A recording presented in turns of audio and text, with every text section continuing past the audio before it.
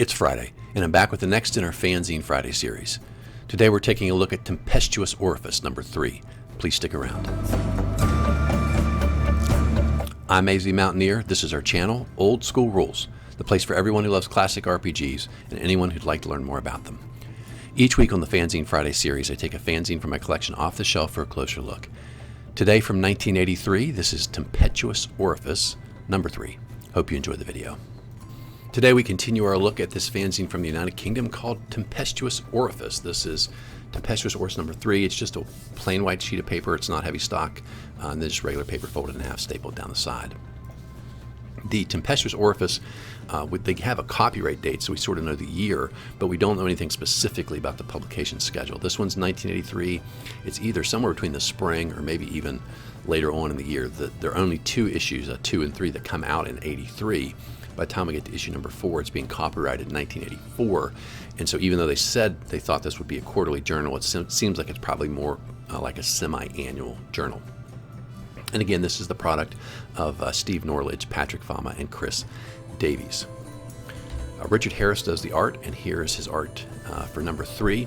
If you look closely, the detective-looking guy here by the lamppost is holding an issue of Tempestuous Orifice number 2 that he seems to be reading, and then there's like this tentacle reaching out from the alleyway.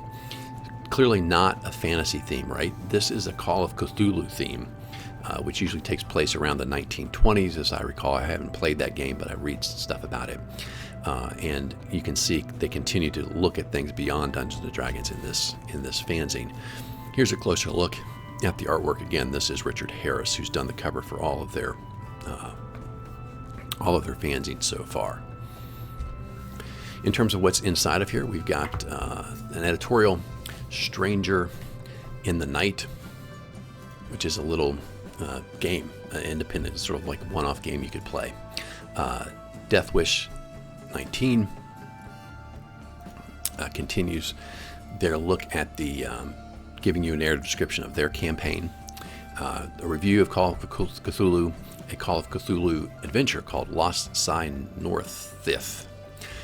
Letters, discussion of using the place of religion in your D&D campaign. Councils, which is an interesting idea about sort of a hidden structure of how the world, game world, might be organized or ruled.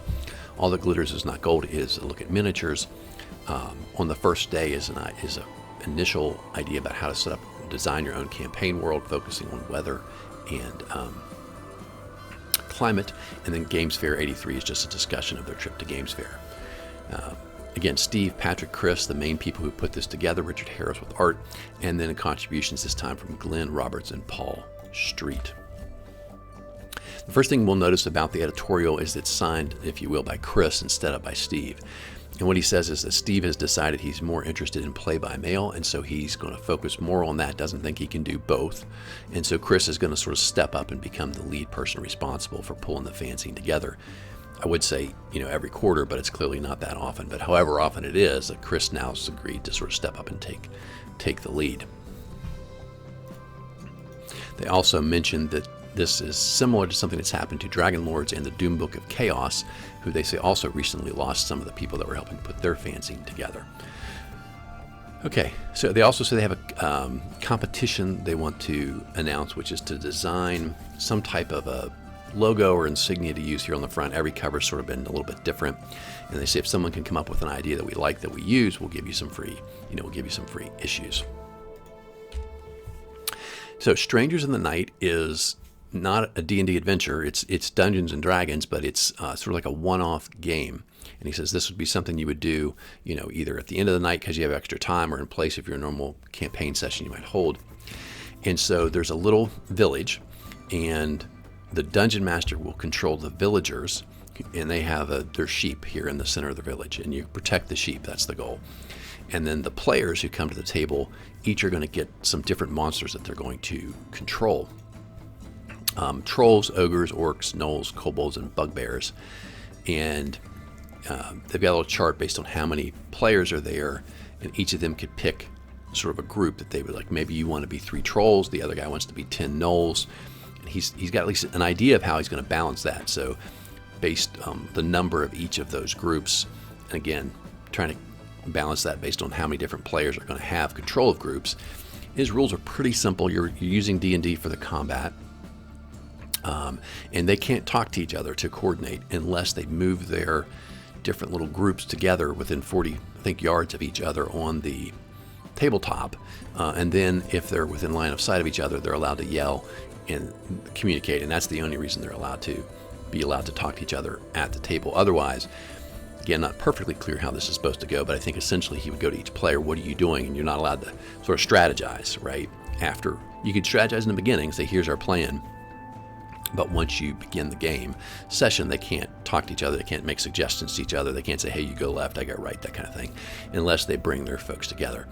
And essentially it's 20 turns, and if the villagers are still alive, if they still have, I think, half of their sheep with them, then the villagers win. And if it's worse than that, then the player group is considered the winner. It could be fun. I think things like that, sort of a completely different thing to try. Probably helps with the monotony you might get into otherwise. Death Wish 19 is the next chapter, if you will, of this tale of the barbarian and his little thief sidekick that are in their home campaign. So this time they're headed north. The sheriff says, we got to go find this woman was in our village. She went north. Some trollkin saw her, and she's disappeared. And so you head off in that direction because you need some money. To find her, you come upon this young guy pulling a cart. He stops you, you chat, and then you end up with a net thrown over top of you and some mage coming out with some big goon-looking guys who have captured you. And that's it. That's it for this time. So very, very short. Don't really quite figure out what's going on yet. Okay, now we have a review. Glyn Roberts reviews Call of Cthulhu. And the short of it is he loves it. He thinks it's really, really good. Talks a little bit about how the game works. Explains, like, what the heck is Cthulhu. Obviously, if you haven't read Lovecraft, you wouldn't know that. Explains how the game works, which is, fairly different, right, from a D&D game. You're, as they say, investigators, basically, depending on what profession you might choose. But the truth is there's always some supernatural thing.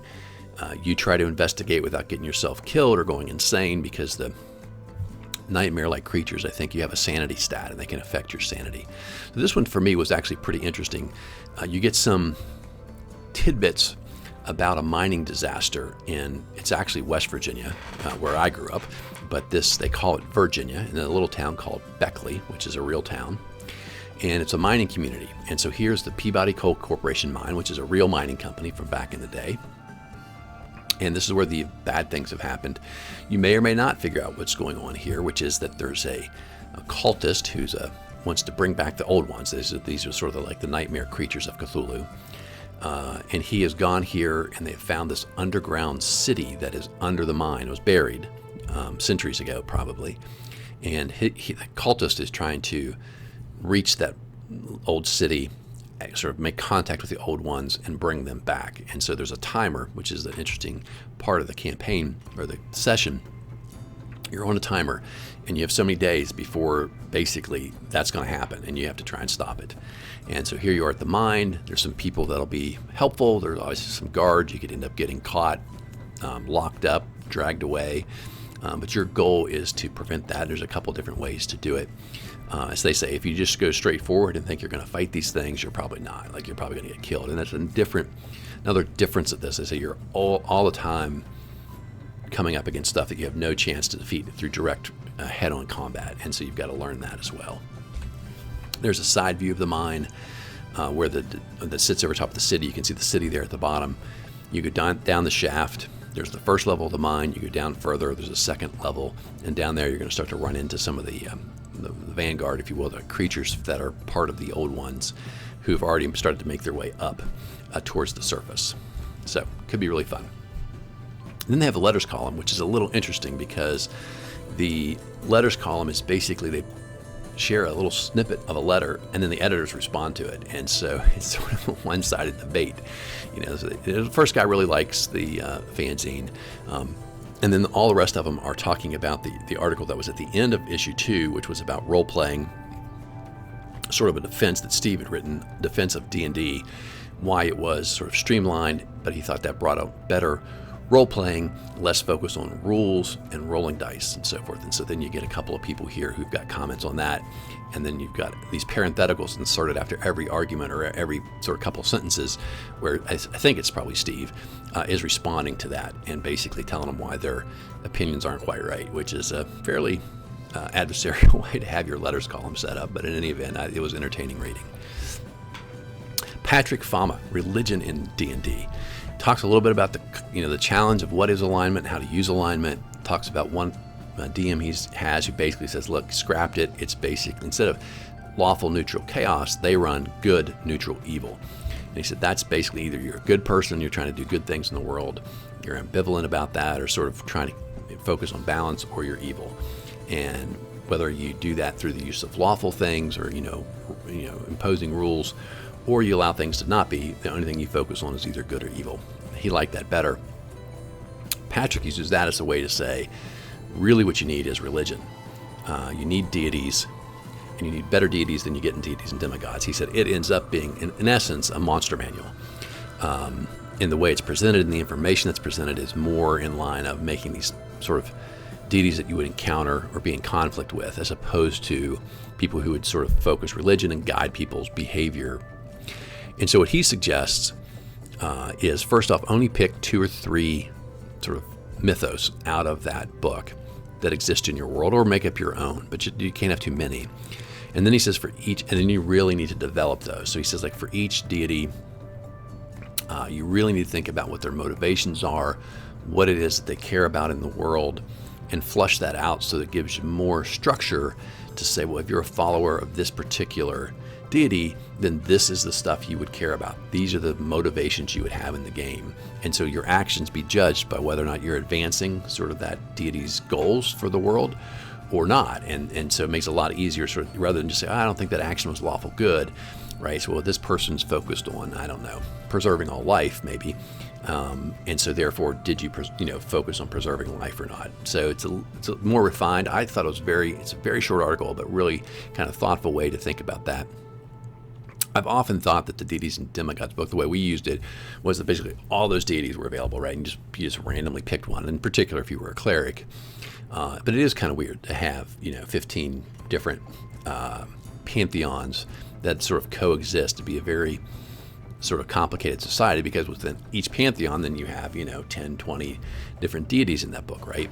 And there are a lot of, if you play that way, the way we did, there's just there are gods everywhere, and in theory could be in conflict with each other. So I thought that was an interesting approach to that, to be more limited and then much more sort of go deeper with all of those deities about what really matters to them, and then use that in your campaign. So I thought, again, packed a lot into one page. Then we have this article on councils. I didn't like this one as much, just because I didn't think it was something I would use. And his idea is that there are these secret councils of every race, including mice. Everything but humans has it. Dragons, who are the oldest, dwarves, elves, but woodland creatures. They all have these secret councils that can get together and vote and try and control things in the world around them. And no one, except for the dragons, knows why the humans don't have one. And then he's got this chart he shows you here on how it gets set up. He talks about the idea, if you use this, then people in the council could die, and that could be a very disruptive event for that group of creatures. And if some sort of like super evil conflict occurred, and maybe all of a certain group's council's wiped out, then that race or group of creatures or whatever it is will disappear from the earth, because they can't survive without the council. No, he didn't really explain how someone would replace, but since woodland creatures, for example, are going to be born and live and die, there has to be some way that there's a replacement built into people taking the place. Maybe if they all get wiped out at once, right? But if the counselor for diplomacy down here at the bottom dies or is killed, it would seem like there should be a way for a new counselor of diplomacy to be appointed and take that place. But in any event, don't really understand what the purpose of this concept is. I don't really understand how I would use that. Might be a little bit interesting in more limited ways, right? To know that there's sort of a council of dwarves that maybe you don't know about as humans, or as a dwarf you might know about that. You could do some interesting things with a campaign to add that into maybe a particular adventure or quest, I like the Council of the Dragons. I thought that was kind of interesting, although I'm not really sure how the good dragons and the evil dragons are supposedly getting together and agreeing on stuff. But in any event, some ideas there may be kind of good, but the overall structure I didn't quite think was something I would go with. Chris Davies, All That Glitters, he's basically just reviewing some miniatures from Chronicle miniatures and from Citadel miniatures. And, not surprisingly, he likes most of them, has some small complaints about a few things. Thought the faces on some of the Chronicle elves, I think it was the Chronicle elves, weren't very good. Or maybe it is Citadel's Fantasy Tribe elves. He thought their faces looked worthless. And so he said he actually used Milliput to try and change the faces on those creatures. And then he was complaining, I think, about the Chronicle weapons not being really good. He really liked the figures and said it's a shame they didn't put detail into the weapons as well to make them just top notch. But bottom line, he seems to like miniatures and was glad to be able to talk about them. So this article from Steve is on the first day, and it's in weather. Design your world. Think about, where's your equator. Have logical weather patterns. Have logical climates. He talks about his world that has two suns and the effects that have on weather as opposed to what we are used to here on Earth. So he wants you to think your way through that. I think the idea of having different climates, most box sets I've seen have that, right? Greyhawk, Forgotten Realms all had that. I think most of us naturally design our worlds that way, unless we have a very small subsection where we don't travel far enough to get into different climates. But even there, you got to think about, is this is this home base going to be cold, sunny? Is it desert? Is it, is it the river? Is it on a seaside where you're going to have an ocean and boating? In the middle of a forest, whatever, right? So those kind of things are important. And I always think it's important to think about weather. I try to use weather in my campaign to add mood, right? So when you're traveling and it's supposed to be a positive day, I'll have sunshine and blue skies. When I want to set the mood for something bad is happening or something bad is coming, it'll be rainy or lightning strikes or whatever.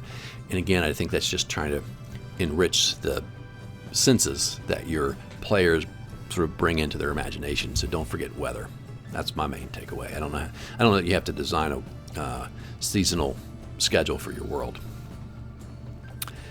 Okay, Gamesfaire.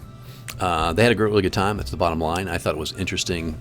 They mentioned being there with the folks from Quasars and Quasars who kind of helped them around since this was their first time. And there was a seminar with Gary Gygax, which I found to be an interesting little note.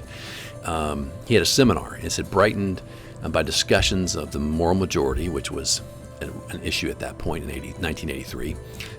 He talked about the fate of the long-awaited T2 module, although unfortunately they don't tell us what he said, right? But remember, that was going to be the successor adventure to Village of Hamlet. That was going to be the first sort of iteration of Temple of Elemental Evil, which never happened until Frank Mincer does that years later. And of course, then it's like a super module. He says they did that in between several beer breaks that Gary took. And in a little quip, someone asked him about the different weapon links and how that worked in combat. And Gary's response was, a good man with a short weapon can do wonders. And I guess Don Turnbull was there at that seminar with him. But so that was kind of interesting. That was back when I think Gary, used to try and get to all the conventions. And of course, he's sort of, I don't know if you'd say celebrity, but a person everyone really always cared about his opinions, wanted to hear what he had to say. I had an AD&D competition and played some other games there. They complained about the fact that they did not do particularly well in most of those. And then this is just subscriptions, contributions, advertising information. Here's some of the art. This is from the Cthulhu section. And then this is just a little random, creature with a battle axe. And then this is just a little cartoon that was in there. I like it. It's very time related, right, with the Pac-Man theme of this adventurer walking down the hallway. And then suddenly here comes the ghost. I thought that made me smile. This is the rear cover, sort of Oriental Adventures type theme, right, with this monk or samurai. Okay, that's our look at Tempestuous Orifice, number 3. This is a really fun one to read. You got these 3 guys who continue to put in really good content, thoughtful stuff, and even the stuff that maybe wasn't written for D&D, I think you could figure out a way to design and utilize that. They say that about the Cthulhu adventure, right? Probably more so something like Traveler, Star Frontiers, something a little futuristic would make a better fit for that Cthulhu adventure than going back to D&D. But even there, I think you can take the general idea of that, which is there's this ancient evil that's going to get loose unless your characters can figure out a way to stop it. And you have to do it creatively, because if you try to do it head on, you're going to be overpowered by the power of the evil ancient bad guys. Okay, that's it for today. Hope you enjoyed today's video. Hope you're enjoying our series, and I hope you're subscribed. If you have friends who might enjoy it, please send them our way. Hopefully they will be subscribers as well. Have a great Friday. Have a great weekend. And until next time, my friends, keep rolling 20s.